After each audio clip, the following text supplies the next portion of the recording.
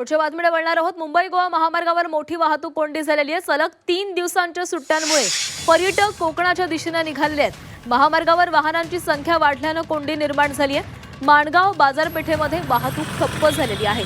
माणगाव पुणे मार्गावर देखील कोकणाच्या दिशेने येणाऱ्या लेनवर वाहनांच्या लांबच लांब रांगा लागलेल्या आहेत। कोंडी फोडण्याचं वाहतूक पोलिसांसमोर मोठं आव्हान आहे। तर मुंबई गोवा महामार्गावर हायवेवर ही ट्रॅफिक झालेली आहे। सलग 3 सुट्ट्या आलेल्या आहेत आणि त्यामुळेच अनेक जण आपल्या सुट्ट्या साजऱ्या करण्यासाठी कोकणाच्या दिशेने निघालेले आहेत आणि त्यामुळेच ही वाहतूक कोंडी झाल्याचं दिसतंय।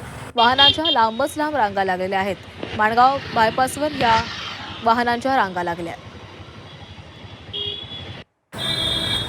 तर माणगाव बाजारपेठेमध्ये वाहनांची गर्दी झालेली आहे। लांबच लांब रांगा लागलेल्या आहेत। सलग 3 सुट्ट्या आलेल्या आहेत आणि या सुट्ट्या एन्जॉय करण्यासाठी अनेक जण कोकणाच्या दिशेने रवाना होत आहेत।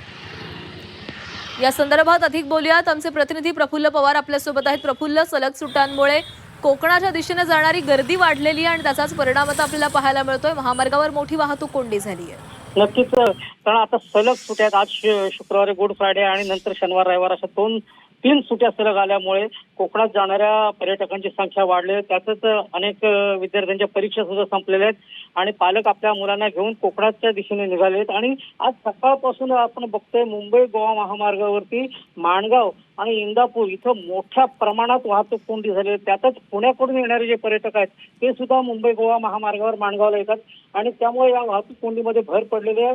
खरं तर माणगावचा बायपास हे मुंबई गोवा महामार्गावरून जाणाऱ्या प्रवाशांचं मोठं दुखणं राहिलेलं आहे आणि यावर्षी साधारण जून पर्यंत ह्या बायपासची एक लेन सुरू होईल असं सांगितलं जात आहे। ती जर लेन सुरू झाली तर मात्र पर्यटकांची या वाहतूक कोंडीतून मोठ्या प्रमाणात सुटका होईल। मात्र सध्या तरी प्रवाशांना या वाहतूक कोंडीचा सामना करावा लागतो। पोलीस मोठ्या प्रमाणात ही वाहतूक कोंडी फोडण्याचा प्रयत्न करतात। नक्कीच प्रफुल्ल, धन्यवाद दिलेल्या सविस्तर माहितीसाठी।